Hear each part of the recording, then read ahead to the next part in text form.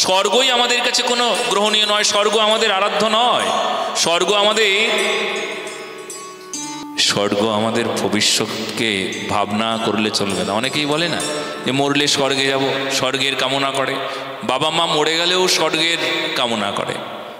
এখানে অনেক পুরোহিত আছেন, তো তারা জানেন ভালো করেই যে যখন পিতৃমাতৃ শ্রাদ্ধ হয় তখন কি উচ্চারণ করেন আপনারা?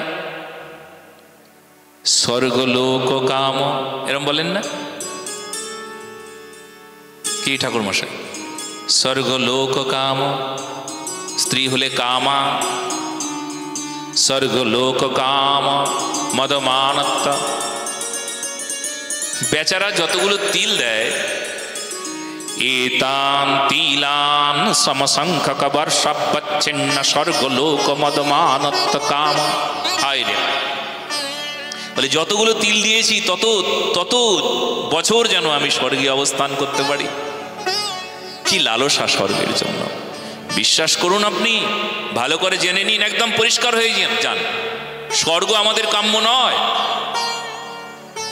স্বর্গ আমাদের স্থান নয়। এসব ভ্রান্তি, এসব ভুল। কেউ দেহ রক্ষা করলে বা স্বর্গীয় কথাটা আমরা লিখে দিই, স্বর্গীয় কি আনন্দ! কোনো স্বর্গীয় না। কি হবে গো?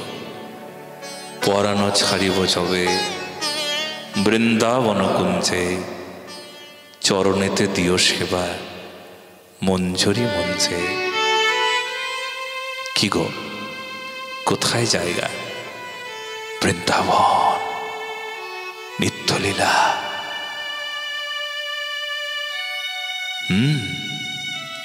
সখীর অনুগত হওয়া, মঞ্জুরি স্বরূপের ভজনে বাস সেবা সুখ কামনা করা।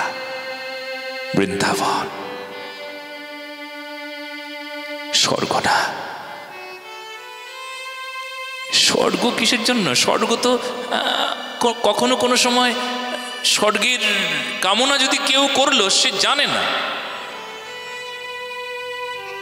সর্বোপরি যে স্থান, সেখানে পৌঁছানোর জন্য ইচ্ছা করতে হবে। স্বর্গও তো একটা ভোগ্য স্থান গো, ভোগের জায়গা। ওখানেও ভোগ চলতে থাকে। আর বৃন্দাবন, ওখানে সসুখ বাসনা নাই, ভোগ বাসনা নাই। ওখানে তো প্রেম, ওখানে সেবা। সেবা কাকে বলে? কৃষ্ণ সুখৈক তাৎপর্যময়ী সেবা বলে। কৃষ্ণের সুখের জন্য যা। রাধা মাধব উন্নত উজ্জ্বল পরমানন্দ, পরমানন্দ রস সুখ সার, পরমানন্দ রস সুখ সার। রাধা মাধব উন্নত উজ্জ্বল পরমানন্দ রস সুখ সার। সেই পরমানন্দ, সেই পরমরস, সেই পরম সুখীর স্থান শ্রীধাম বৃন্দাবন। এই জন্য যদি কেউ দেহ রক্ষা করে, এখন থেকে আর স্বর্গীয় বলা যাবে না, বলতে হবে নিত্যলীলা প্রবিষ্ট। আর যদি কখনো শ্রাদ্ধাদি করেন, তাহলে ব্রজলোক প্রাপ্ত কাম, ব্রজলোক প্রাপ্তি কামা, এই বলতে হবে। ওখানে এই শব্দগুলোর ব্যবহার হবে, তবে আমাদের আত্যন্তিক কল্যাণ হবে। আমরা জানি না বলে সবাই স্বর্গেই অবস্থান করছি। স্বর্গের অনেক উঁচুতে, সর্বতুঙ্গ শিখরে, সেই গোলক বৃন্দাবন সবার ওপরে, ওই জায়গায় আমাদের টাওয়ারটা নিয়ে যেতে হবে।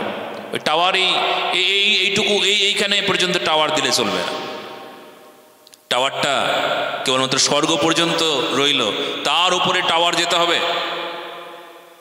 বৃন্দাবন পর্যন্ত যার টাওয়ার আছে, সিগন্যাল আছে, সে এখানে বসে নিত্যলীলায় নিত্য নিরন্তর নব নব লীলার রাজত্বে প্রবেশ করে রাধা মাধবের সেবায় নিযুক্ত থাকেন, এমন মঞ্জুরি, এমন দাসী হয়ে।